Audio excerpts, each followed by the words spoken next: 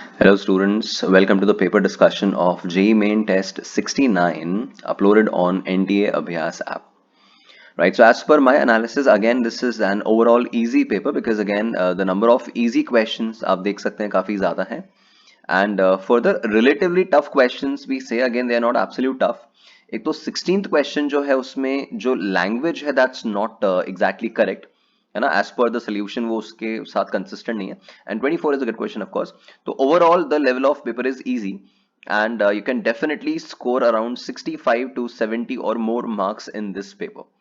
Right, so starting with the discussion part, fine. The first question, it is from X-rays, right? This K alpha line obtained for molybdenum Z42 is given and the wavelength of K alpha of copper, right? So straightforward question है आपके X-rays Moseley's law से. तो lambda जो होता है, we know that this lambda, that lambda minimum is inversely proportional to this Z minus 1 का square.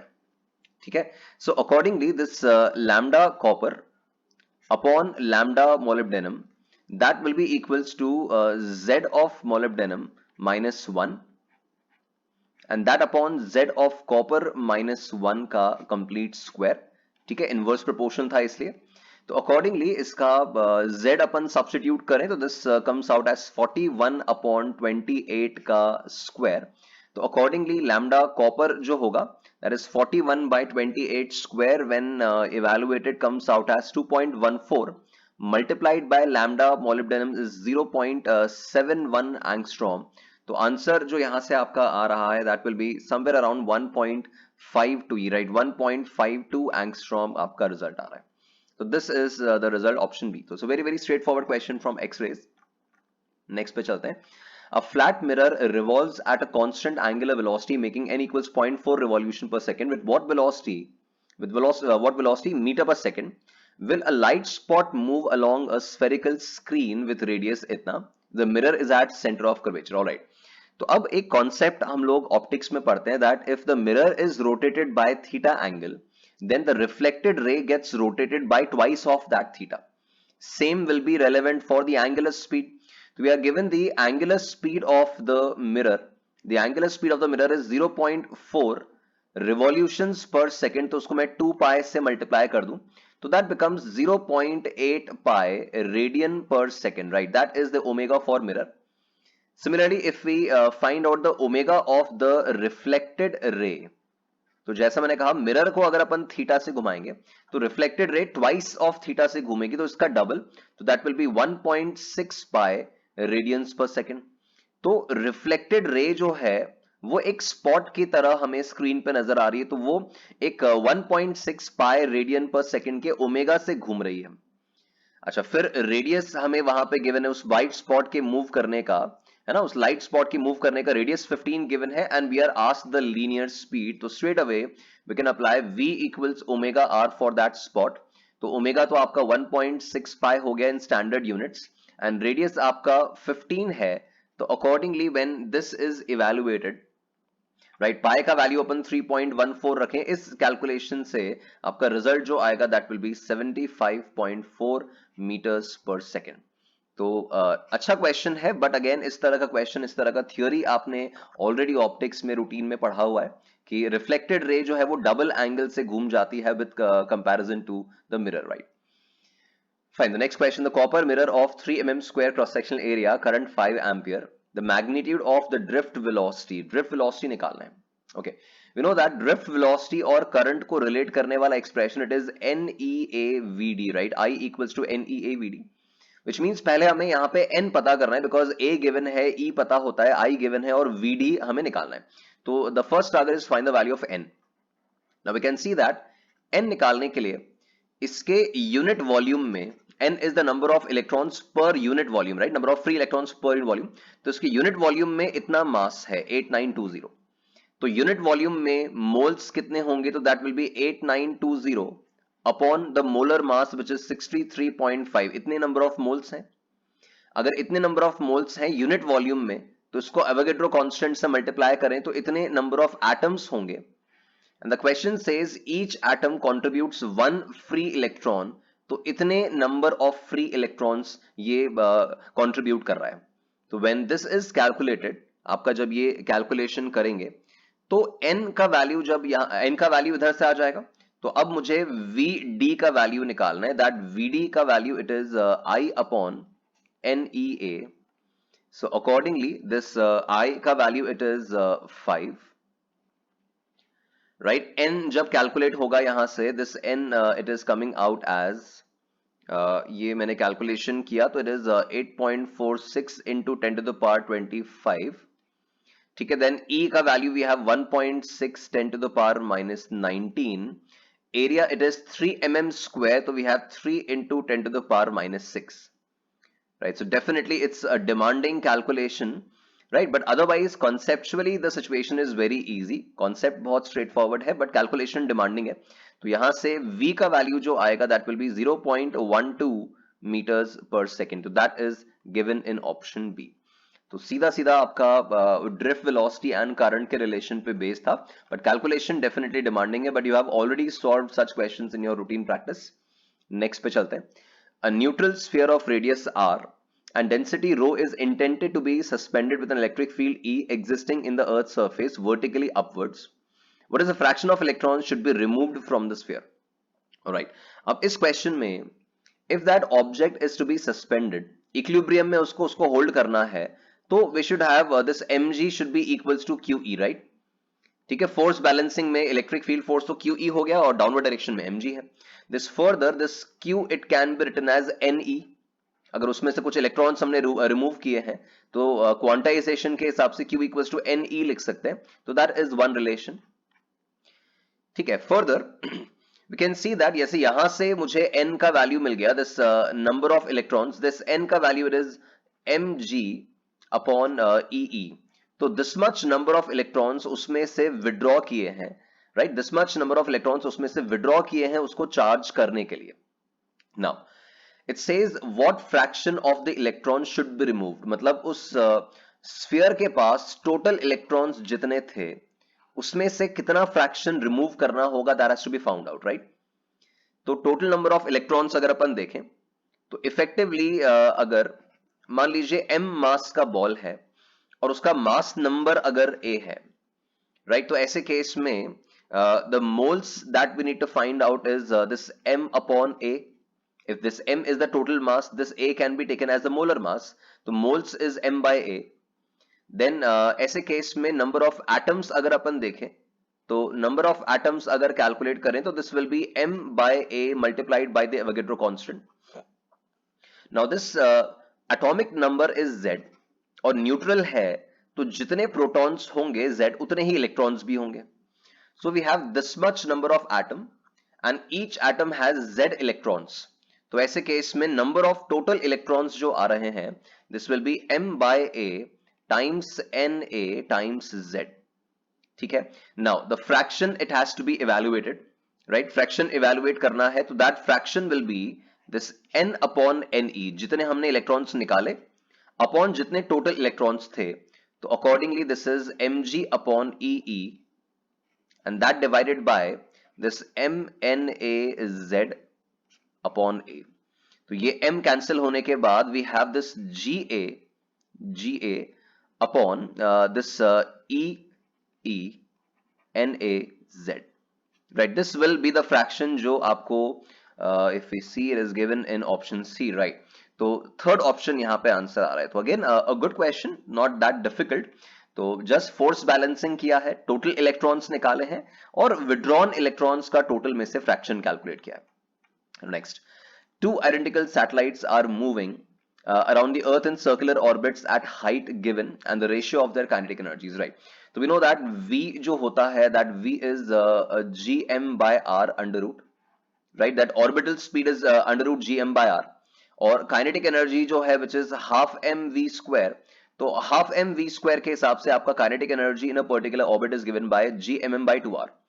so we can see that two identical satellites हैं and moving around earth, तो ये small m दोनों के लिए इक्वल है, capital M same है, g constant है, so k is inversely proportional to that orbital radius. तो ratio of kinetic energy k1 by k2 is equal to that r2 upon r1, ठीक है। तो सेकंड वाले का जो हाइट है सरफेस से वो r है, तो सेंटर से हाइट 2r हो जाएगा, और इसका हाइट सरफेस से 3r है, तो सेंटर से 4r हो जाएगा, तो that ratio comes out as 1:2, right. तो straight forward question from gravitation. Next पे चलते हैं। An ideal gas is compressed to half its initial volume by means of several processes which gives you the maximum work, right? तो ये एक बहुत routine question है thermodynamics में। कई स्टूडेंट्स को इसका आंसर भी याद होगा directly. So if we plot the scenario on a PV curve and compression का सिचुएशन है, right, the ideal gas is compressed. तो मान लो इस वॉल्यूम से स्टार्ट करते हैं, और एक बार इसका ये हम आइसोबारिक, सॉरी, यहां पे अगर अपन इसका एक आइसोबारिक कंप्रेशन ड्रॉ करें, then we have this isothermal compression and then the adiabatic compression. अगर स्लोप का हम पॉइंट रिकॉल करें तो सबसे ज्यादा स्टीप ग्राफ जो होता है वो एडियाबैटिक के लिए है। तो ये वाला जो ग्राफ है, this is an adiabat because उसका slope is minus gamma P by V and isothermal minus P by V and this is isobaric. तो ऐसे केस में if we see the situation, तो एरिया अंडर द ग्राफ जो है वो adiabatic के लिए सबसे ज्यादा आएगा। यहाँ पे maximum work done on the gas पूछा था, तो एरिया अंडर द ग्राफ यहाँ पे एडियाबैटिक का सबसे ज्यादा आएगा, तो work done will be maximum for adiabatic. We know that area under PV graph gives you the work done, तो एडियाबैट के लिए मैक्सिमम एरिया आ रहा है। नेक्स्ट पे चलते हैं। A conductor AB of length L carrying a current I is placed perpendicular to this scenario force. Again a routine question. तो यहां पे अगर अपन ऐसा करें कि सिंस मैं डायरेक्टली BIL नहीं लगा सकता, बिकॉज B का वैल्यू जो है वो इस पूरे वायर पे B का वैल्यू हर जगह सेम नहीं है, तो हम एक जनरल डिस्टेंस x पे गए, और यहां इस वायर के ऊपर यहां एक एलिमेंट कंसिडर किया ऑफ लेंथ dx। तो उस dx एलिमेंट के ऊपर जो फोर्स होगा that is given bye BIL मतलब BIdx। उस जगह पे B का वैल्यू जो होगा that will B mu naught I, wire में जो करंट है दैट इज कैपिटल I, तो म्यू नॉट आई अपॉन 2 पाई x। ये जो करंट I आएगा वो उस हॉरिजॉन्टल वायर का आएगा जो यहां पे प्लेस्ड है, and that into dx। This gives you the value of df on that small element, right. Then अपन I into L cross B से चेक करें तो फोर्स जो आ रहा है that will be in upward direction, तो सभी एलिमेंट्स पे जो फोर्स आएगा वो इस डायरेक्शन में आएगा जो I L क्रॉस B से चेक कर सकते हैं। तो अब टोटल फोर्स निकालने के लिए, सिंस सारे छोटे छोटे फोर्स वेक्टर्स एक ही डायरेक्शन में है, तो टोटल फोर्स निकालने के लिए we can integrate this term, तो mu naught I into I upon 2 pi x dx integration. Limits जो आएंगे आप देखिए, first element is at L/2 and the last element will be at 3L/2, right? So the limits will be from L/2 to 3L/2, right? Accordingly this is mu naught I upon 2 pi, mu naught I into I upon 2 pi, ये pi होगा, right? So this is mu naught I into I upon 2 pi, 1 by x का integration जो है that is ln x, and जब limit substitute हो रहे हैं तो लिमिट्स में it is 3L/2 upon L/2, so this is mu naught I upon 2 pi ln 3, so that is given in option B. So it's a routine problem, but हाँ अच्छा concept involved है related to the force evaluation, but ये आप पहले solve कर चुके होंगे तो it will be easier for you to solve, right? 8th question. A ball is projected from ground at an angle theta with the horizontal. After 1 second it is moving at an angle 45 with the horizontal, and after 2 seconds it is moving horizontally. Now the question says that it is moving horizontally, इसका मतलब projectile जो है वो अपने highest point पे पहुंच गया, highest point पे y कंपोनेंट ऑफ वेलोसिटी 0 हो जाता है। Now the complete time of flight होता है 2u y by g, so the time taken to reach the maximum height it will be half of this one, तो u y by g का value मुझे 2 seconds given है, तो accordingly u y का value I have 20 metres पर second, तो u y तो आ गया। अच्छा यहां हमें वेलोसिटी ऑफ प्रोजेक्शन पूछा है, उसमें से u y आ गया है, अब u x निकालना है। नाउ आफ्टर 1 सेकेंड जो सिचुएशन गिवन है अपन उसको एनालाइज करते हैं, तो after 1 second this object is moving at an angle 45 degree. Now when the object is moving at 45 degree, उसकी वेलोसिटी के x और y कंपोनेंट जो है वो दोनों इक्वल हो जाएंगे। अच्छा बट x कंपोनेंट जो होता है वो तो हमेशा कांस्टेंट होता है, तो वो ux के बराबर ही रहेगा। भाई एंगल 45 डिग्री है तो vx is v cos 45, vy is v sin 45, so they will be equal, और vx सिंस कांस्टेंट रहता है तो वो ux के बराबर है। So if now I apply the first equation in y direction, तो vy equals uy plus ayt, इस Vy की जगह मैं Ux लिख सकता हूं बिकॉज ये अल्टीमेटली इक्वल प्रूव किया है हमने। Uy हम निकाल चुके हैं 20, Ay is of course -g -10 and time is 1 second. तो यहां से Ux की वैल्यू 10 मीटर्स पर सेकेंड आ रही है। So you have this Ux and Uy. तो आपका नेट स्पीड जो आएगा that will be x component square plus y component square under root. So that's under root 500. That makes it 10 root 5 meters per second. So that is given in option C. So again a good question, but again an observed profile in projectile motion. आप कर चुके हैं इस तरह का question पहले भी। Right, next पे चलते हैं। Now a 2000 kilogram rocket in free space है तो gravity free लेंगे, expels 0.5 kilogram of gas per second at exhaust velocity given for 5 seconds. The increase in speed of the rocket in this time. Now, अब ये variable मास problem से related है, तो अपन देखें जो फोर्स, जो थ्रस्ट फोर्स उस रॉकेट पे लगेगा, that thrust force we know that it is Vr times dm by dt, V relative into dm by dt. तो V relative is 400 and dm by dt is the mass released per unit time which is 0.5, so that comes out as 200 Newton. Now since ये mass change जो है it's very small right, पर second ये 0.5 का मास reduction है, तो 5 seconds में मास reduction 2.5 का होगा जो हम कैलकुलेशन में इग्नोर कर सकते हैं अभी because options are very far. तो उसके हिसाब से if you have this net force, अच्छा ग्रेविटी है नहीं, तो that will be equals to total mass times acceleration. तो आपका एक्सेलरेशन तो यहां पे 0.1 मीटर पर सेकेंड स्क्वायर आ गया। Now we can write that the change in velocity v minus u is equals to a into t. That time is 5 seconds, acceleration is 0.1, so this change in velocity is 0.5 meter per second. जैसा मैंने कहा कि वैसे तो mass of the rocket change हो गया है, but since options बहुत दूर हैं और mass बहुत कम amount से change हुआ है, तो अपन mass को constant लेकर भी accordingly solve कर सकते हैं। तो variable mass problem का एक simple question ही था ये। Next पे चलते हैं। This mass of proton, mass of neutron given है, total mass दे रखा है और binding energy, right? We know that the binding energy will be this z times mass of proton, है ना, z number of protons हैं plus n times mass of neutron, n number of neutrons हैं minus total mass जो है atom का that multiplied by c square, that is the actual format for binding energy. तो यहां से मुझे m का वैल्यू निकालना है, तो that m का value will be z times mp plus n times mn minus b upon C square. C square उसके डिनोमिनेटर में जाएगा, तो उसके हिसाब से ऑप्शन सी आ रहा है। तो बिल्कुल स्ट्रेट फॉरवर्ड क्वेश्चन है from binding energy concept, so very easy problem. Next देखते हैं। Right, two identical springs, spring constant दे रखे हैं, connected by two light rods in the parallel combination and third is in series, और पूरे system को m मास के साथ अटैच किया है और टाइम पीरियड पूछ रहे हैं। तो again a very very routine problem कि मैं अगर पहले k इक्विवेलेंट निकाल लूं, तो k इक्विवेलेंट में पहले मुझे दिख रहा है कि k और k पैरेलल में है और ये मिलके फिर k के साथ सीरीज में है। तो k और k का parallel combination is 2k, 2k और k का series combination is k1 k2 upon k1 plus k2 is 2k by 3, and we know that in such cases time period is 2 pi under root of m by k equivalent. तो इस k equivalent को अगर मैं यहां पे substitute करता हूं 2k by 3, तो that comes out at 2 pi under root 3m upon 2k which is given in option B. तो इक्विवेलेंट स्प्रिंग कांस्टेंट निकालना था और SHM का टाइम पीरियड में उसको सब्स्टिट्यूट करना है। तो इजी क्वेश्चन है। For a certain metal incident frequency is 5 times threshold, maximum velocity दे रखा है, मैक्सिमम वेलोसिटी दे रखा है, not kinetic energy. If the incident photon is twice of nu naught, तो मैक्सिमम वेलोसिटी क्या होगा? Alright, so applying that equation photoelectric वाला, that E equals to 5 plus k max, we can see that for the first situation ये new not से 5 times incident किया है, तो ये 5h न्यू नॉट आएगा।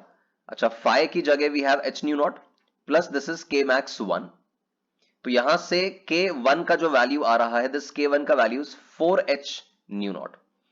देन अकॉर्डिंगली वापस से अपन ये सेकंड इक्वेशन सेकंड केस के लिए देखें, तो ये ट्वाइस ऑफ न्यू नॉट से अपन ने इंसिडेंट किया, तो this is 2h nu naught is equals to work function h nu naught plus k2। तो यहां से k2 का वैल्यू जो आ रहा है, this is just h nu naught which is k1 upon 4। तो सेकंड केस में काइनेटिक एनर्जी 1/4 है, and we know that kinetic energy जो है वो v स्क्वायर स्पीड स्क्वायर के प्रोपोर्शनल है, तो काइनेटिक एनर्जी 1/4 होने का मतलब कि सेकंड केस का स्पीड जो होगा वो फर्स्ट केस का हाफ होना चाहिए, बिकॉज स्क्वायर का प्रोपोर्शनैलिटी है। तो काइनेटिक एनर्जी 1/4 है तो स्पीड हाफ हो जाएगा। तो यहां स्पीड 8 इंटू 10⁻⁶ था, तो यहां पे हाफ करेंगे तो इट विल बी 4 इंटू 10⁻⁶। तो again a very easy question based on photoelectric effect, सीधा सीधा इक्वेशन में डेटा सब्स्टिट्यूशन करना था। Next, the radius r of a soap bubble is doubled under isothermal condition if T be the surface tension of the soap bubble, work done. Right, तो अपन अगर इस soap bubble का initial मतलब energy देखें तो we know that energy is the surface tension multiplied by the surface area. Now since it is a soap bubble तो हमें इनर एंड आउटर सरफेस दोनों लेने पड़ेंगे। तो 4πr² बाहर वाले का, 4πr² अंदर वाले का, area is 8πr²। And second case में the surface tension is T और रेडियस को डबल किया है तो इट विल बी 8π, r की जगह इट इज 2r का square, so that comes out as 32πr² times T. अब वर्क डन जो होगा that is of course the change in surface energy, तो that change in surface energy 32 minus 8 कर रहा हूं तो that is 24πr² times T, that is given in option B. तो surface tension पर जस्ट एक फॉर्मूला बेस्ड क्वेश्चन था, बस ये हमें इंश्योर करना था कि हम इनर एंड आउटर सरफेस दोनों को कंसिडर करें, उसमें मिस्टेक ना हो। Now the next question, from a disk of radius r concentric circular portion cut out निकाला है और annular disk बचा है of mass m, ये remaining का mass given है राइट, टोटल का नहीं। the moment of inertia of this annular disk हमें निकालना है passing through the center of gravity, right. तो अपन देखें अगर जो बचा हुआ डिस्क है उसमें अगर सरफेस मास डेंसिटी सिग्मा निकाल लिया जाए तो that surface mass density will be m upon area. Area कितना है एन्युलर का, it is pi r² minus r², because small r वाला पोर्शन तो कट आउट कर लिया, तो जो बचा हुआ पोर्शन है उसका surface mass density is this much. Now we can see that mass of this total disc, अगर अपन कंप्लीट डिस्क का मास देखें तो कंप्लीट डिस्क का mass will be the surface mass density multiplied by complete का area. अगर मैं cutout वाले का मास देखूं तो that will be the mass density multiplied by cutout वाले का एरिया। तो ये अब कंप्लीट का मास भी मिल गया सिग्मा के टर्म्स में और कटआउट का मास भी मिल गया सिग्मा के टर्म्स में। Now the moment of inertia will be the moment of inertia of the complete disc, है ना, this I of the complete disc minus I of the cutout part. तो कंप्लीट का जो मोमेंट ऑफ इनर्शिया होगा that is mr²/2। तो complete का moment of inertia इसमें मास की जगह तो आ रहा है sigma pi r² into r², ये mr²/2 कंप्लीट माइनस कटआउट के लिए सिग्मा पाई r², ये कटआउट का मास इंटू कटआउट का रेडियस mr²/2, ये आ गया। तो अकॉर्डिंगली अपन इसमें देखें तो वी हैव sigma pi upon 2 and this is r to the power 4 minus r to the power 4. Now we can substitute this sigma here जो ऊपर लिखा था, तो this will be m upon pi r² minus r², ये 2 वाला factor भी है, ठीक है। फिर ये एक पाई वाला फैक्टर आ रहा है, this r to the power 4 minus r to the power 4 can be written as r² plus r² multiplied by r² minus r²। तो ये वाले पार्ट्स कैंसिल हो गए, पाई कैंसिल हो गया and we have this m/2 multiplied by r² plus r² which is given in option A. तो again a good question, because यहाँ calculation अगर आप थोड़ा स्मार्टली करेंगे तो आप फंसेंगे नहीं, कैलकुलेशन में रिजल्ट आपका जल्दी मिलेगा। बट हाँ, अगर मास इवैल्यूएशन में गड़बड़ किया तो आप कैलकुलेशन में फंस सकते हैं। तो it's a good question based on moment of inertia, right. Next पे चलते हैं, ट्रांजिस्टर ऑसिलेटर, ठीक है, सिंपल पार्ट है। ऑसिलेटर में it says amplifier with a positive feedback, ठीक बात है बिल्कुल। एम्पलीफायर विद रिड्यूस्ड गेन नहीं, हम वोल्टेज गेन के लिए उसको यूज करते हैं, it's not a reduced gain and it converts DC to AC output, ये भी ठीक है। तो it's 1 and 3 which is given in option C. तो ये तो बिल्कुल स्ट्रेट फॉरवर्ड है ट्रांजिस्टर की एप्लीकेशन में से। नेक्स्ट 16, जैसे मैंने कहा था it's a doubtful language and a difficult question. It says a cylinder closed at both ends is separated into two equal parts by piston impermeable to heat. Now, both the parts contain the same masses of gas at a temperature of 300 Kelvin. तो इस तरह का एक container अगर consider करें और initially यहां पर एक पिस्टन लगा रखा है, दोनों तरफ 45 की लेंथ है, टेम्परेचर 300 केल्विन है, दोनों तरफ प्रेशर 180 mm है। तो अगर मैं इसको लेफ्ट साइड और इसको राइट साइड मार्क कर रहा हूं तो इनिशियली अगर अपन लेफ्ट साइड को ऑब्जर्व करें एंड इट सेज कि लेफ्ट साइड को अपन ने हीट किया और उसका पिस्टन जो है वो 5 सेंटीमीटर इस तरफ चला गया। तो वी आर जस्ट अप्लाइंग कि लेफ्ट हैंड साइड में मोल कंजर्वेशन अप्लाई कर रहा हूं, एन इनिशियल बराबर N final, which means that is P1 V1 upon RT1 equals to P2 V2 upon RT2। तो इनिशियली प्रेशर था 1, वॉल्यूम था area into length, length कितना था पहले 45 upon are T1, T1 is 300। तो ये मैंने P1 V1 अपॉन RT1 लिखा है इनिशियली, और फाइनली अपन देख रहे हैं, मान लो फाइनल प्रेशर इज P2 है ना, या फिर PF लिख दो जो भी है, इनटू फाइनल एरिया। सिंस वो पिस्टन 5 सेंटीमीटर राइट में गया तो लेफ्ट हैंड साइड की लेंथ 45 से 50 हो गई, अपॉन R इंटू T2, ये T2 हमें नहीं पता। तो यहां से अपन देखें तो ये P2 अपॉन T2 का जो वैल्यू आ रहा है, this cancels out, ये 45 by 50 is 9 by 10, तो this comes out as 9 by 3000। that's one relation। अब राइट हैंड साइड के लिए देखें तो राइट हैंड साइड में वैसे क्वेश्चन ने सफिशिएंट इंफॉर्मेशन नहीं दिया है, बट सिंस यहां से हीट ट्रैवल करके राइट साइड में नहीं जा रहा है, तो वी आर कंसिडरिंग कि राइट साइड में this T remains constant because heat नहीं गया। But again this is not a proper reason to mention that temperature as constant. तो अगर मैं P1 V1 equals to P2 V2 लगाऊं right side के लिए, तो इनिशियल प्रेशर 1 atm था, इनिशियल वॉल्यूम जो है that's area into length that is 45, final pressure दोनों तरफ सेम होगा बिकॉज पिस्टन को इक्विलिब्रियम में आना है, तो दोनों तरफ प्रेशर P2 हो जाएगा फाइनल, लेफ्ट और राइट दोनों तरफ, और एरिया जो होगा that will B A into, पहले 45 था, पिस्टन राइट में खिसक गया तो अब राइट साइड का लेंथ केवल 40 बचा। तो यहां से P2 का वैल्यू तो आपका सीधा 9/8 मिल गया, and this 9/8 is of course 1.125 है ना। आपका फाइनल प्रेशर का वैल्यू जो है ये 1.125 atm आ रहा है। अच्छा, इस प्रेशर को अपन यहां सब्स्टिट्यूट कर दें, इस इक्वेशन में सब्स्टिट्यूट कर दें, तो T2 का वैल्यू जो होगा that will be 3000/9 and that multiplied by this P2 आपका 9/8 है। तो this calculation will give you the temperature as I think 375 kelvin, right. तो ये 375 केल्विन आ रहा है। तो टेम्परेचर 375 आ गया और प्रेशर 1.125 आया। बट जैसे मैंने कहा वो राइट साइड में आइसोथर्मल टेम्परेचर कांस्टेंट अज्यूम करना वो इतना जस्टिफाइड नहीं है बिकॉज लैंग्वेज में क्लैरिटी नहीं थी। बस स्टिल जिस तरह से क्वेश्चन फ्रेम्ड है उसके हिसाब से मैंने सोल्यूशन दिया, but it can be stated as an incorrect language in this question. Right, next पे चलते हैं। The dimensional formula of areal velocity. Right, areal velocity मतलब क्या, this area covered upon time. तो एरिया कवर्ड तो हो गया मीटर स्क्वायर और टाइम हो गया second, so it is L square T minus 1। तो m0 L square T minus 1 ये थर्ड ऑप्शन में गिवन है, तो straight away C option. Consider two polaroids A and B as shown, unpolarised light incident किया है, both polaroids rotate simultaneously by 180 in the same sense of rotation such that at every instant their transmission axis remain parallel। अब जब दोनों का transmission axis same है तो आई B में से जो इंटेंसिटी निकलेगी दैट विल बी जो भी आई नॉट कॉस स्क्वायर थीटा, ये अपन लगाते हैं लॉ।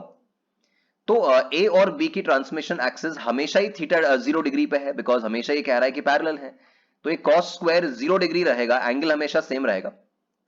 तो जो इंटेंसिटी राइट साइड में आएगी वो हमेशा एक जैसी ही आएगी because this angle is not changing. So the intensity obtain at the right side always remains the same. भले ही रोटेट कर रहे हैं बट दोनों के बीच का एंगल इज नॉट चेंजिंग, तो वो थीटा कांस्टेंट बना हुआ है, तो जो रिजल्टेंट इंटेंसिटी बाहर आ रही है वो भी कांस्टेंट ही रहेगी। Right, next question. The instantaneous displacement of a simple harmonic oscillator is given by this equation, its speed will be maximum at time. Right, देखिए V मैक्सिमम जो है it is at the mean position. Mean position मतलब यहां y equals to 0 पे उसका V maximum होगा। तो y equals to 0 के लिए, दिस y इक्वल्स टू 0 के लिए, अब सिंस यहां पे कॉस फंक्शन है, ठीक है, तो y 0 होने का मतलब जो कॉस का फेज है दैट फेज शुड बिकम π/2, ताकि cos π/2 cos 90 0 हो जाए और y की वैल्यू 0 आ जाए, तो ऑब्जेक्ट मीन पे आ जाएगा। मीन पे आ गया मतलब स्पीड मैक्सिमम हो गई। तो मुझे फेज जो है which is omega t plus π/4, इस फेज को मुझे π/2 करना है। तो यहां से 90 डिग्री करना है बेसिकली कि कॉस के अंदर 90 आए तो y 0, तो ओमेगा टी की वैल्यू π/4 आ रही है, तो यहां से t का value is π/4 omega. This is the result कि ये फर्स्ट टाइम अपनी मीन पोजीशन को इस टाइम पे क्रॉस करेगा और वहां उसकी स्पीड मैक्सिमम हो जाएगी। तो very straight forward question based on SHM. Next पे चलते हैं। Right, next question.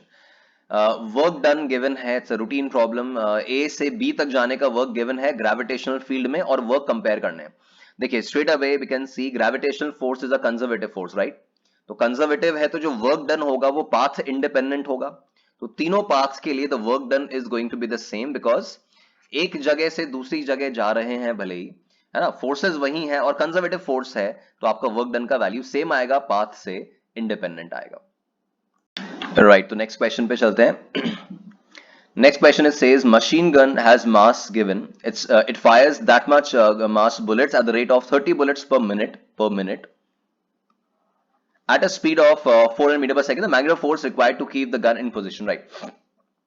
तो अब ऐसे केस में रूटीन प्रॉब्लम अगेन जो आप काफी बार सॉल्व कर चुके हैं, कई स्टूडेंट्स को इसका रिजल्ट भी ध्यान रहता है कि अगर एक बुलेट फायर किया तो उसका change in momentum is mv और हमने n बुलेट्स फायर किए तो net change in momentum is nmv। Bullets का चेंज इन मोमेंटम nmv है and we know that the average force जो उसमें एक्ट करता है that is delta P upon delta T.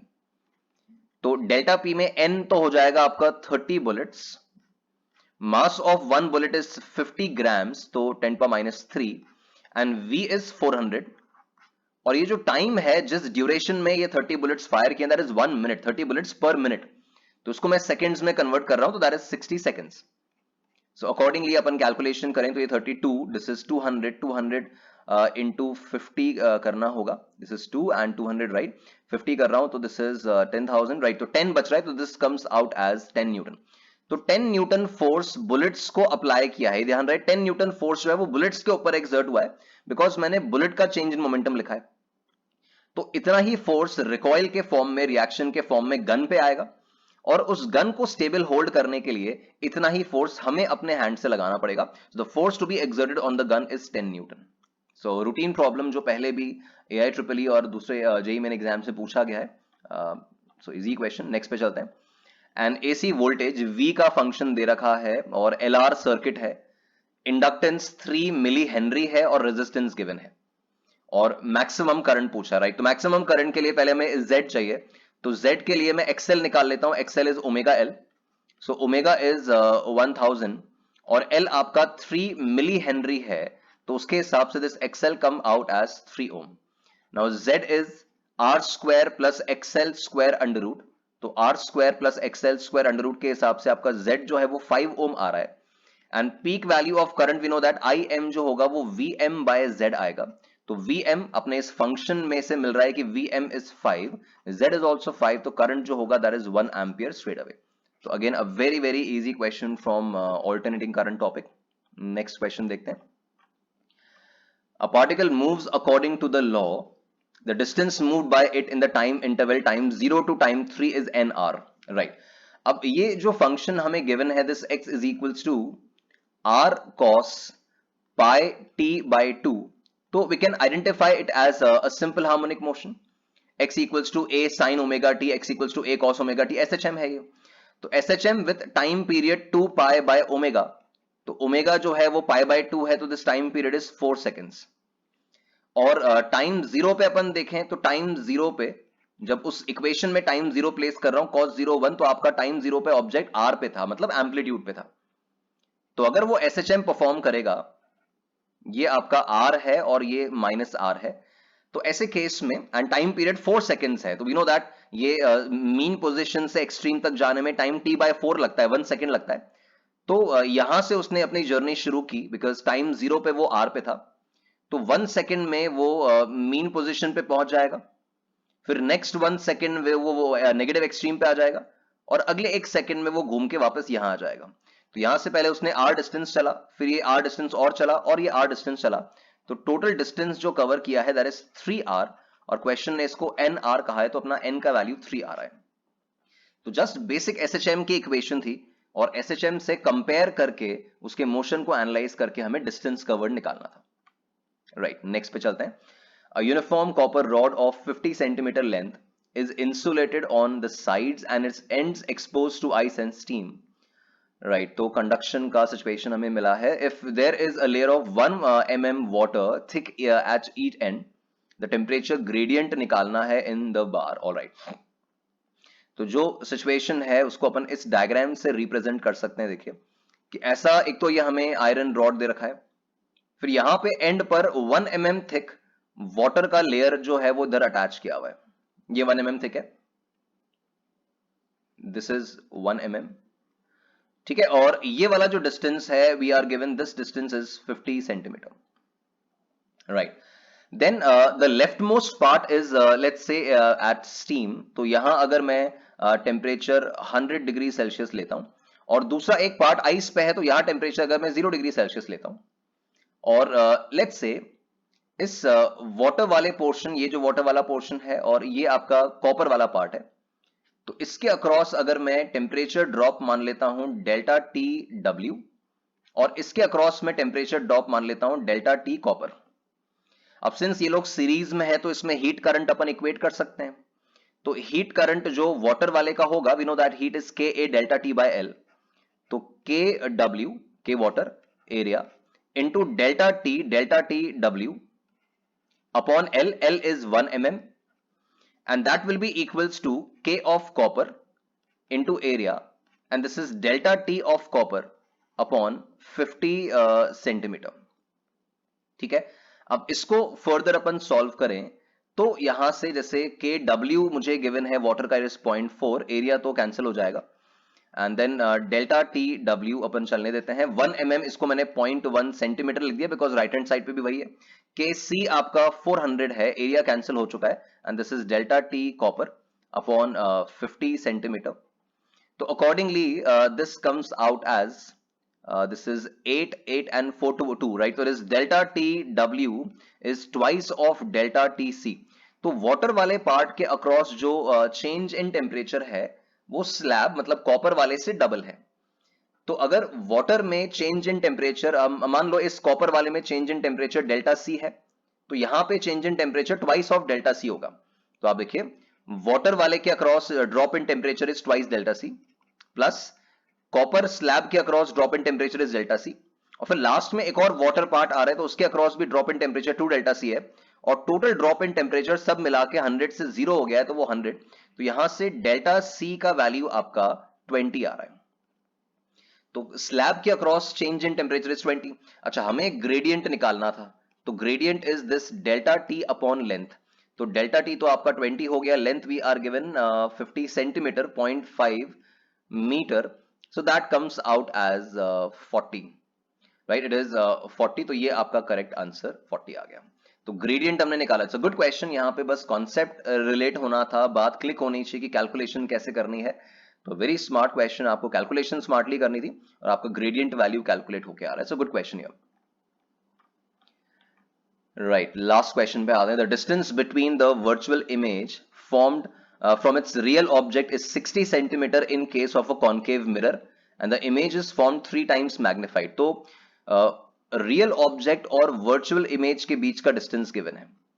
तो आप देखो इसमें सिनेरियो ऐसा बनेगा, if this is this concave mirror, और यहां पे अपन ने ऑब्जेक्ट प्लेस किया है, इस जगह पे लेट्स से इमेज बन रही है, तो इट सेज कि ऑब्जेक्ट डिस्टेंस का अगर मैं मैग्नीट्यूड ले लूं और इमेज डिस्टेंस का अगर मैग्नीट्यूड ले लूं, तो ये दोनों मिलाकर this distance is 60 centimetre, right. तो ये डिस्टेंस आपको 60 सेंटीमीटर गिवन है। अच्छा, one more thing, the image formed is 3 times magnified. इसका मतलब v अपॉन u का मॉडुलस जो है वो आपका 3 है। तो यहां से आपका v का मॉड जो है वो 3 टाइम्स u का मॉड आ रहा है। इसको अपन यहां पे सब्स्टिट्यूट करें, तो आपका mod u comes out as 15 and v comes out as 45। तो ये आ गया। अब यहां पे अपन सिंस ऑब्जेक्ट रियल है तो लेफ्ट हैंड साइड पे प्लेस किया है, तो we can apply 1 by u, तो this will be 1 by -15, plus mirror है तो 1 प्लस 1 बाय 45v, ये राइट साइड में बन रहा है, and that is equals to 1 by f। तो इसको अपन सॉल्व करें, यहां से f का वैल्यू जो है when evaluated comes out as 22.5 in standard units, no in not standard centimetres, right, centimetres. तो फोकल लेंथ जो है वो 22.5 आपका आया है, राइट। तो जैसा मैंने कहा था, it's a very easy paper basically. कुछ क्वेश्चंस हैं जो कॉन्सेप्चुअली ठीक हैं और कुछ नया पॉइंट हमें सिखा रहे हैं। तो just analyse this paper and Stay motivated, work hard. We'll be back with the solutions of paper 70 tomorrow. So keep working hard. All the best. Thank you.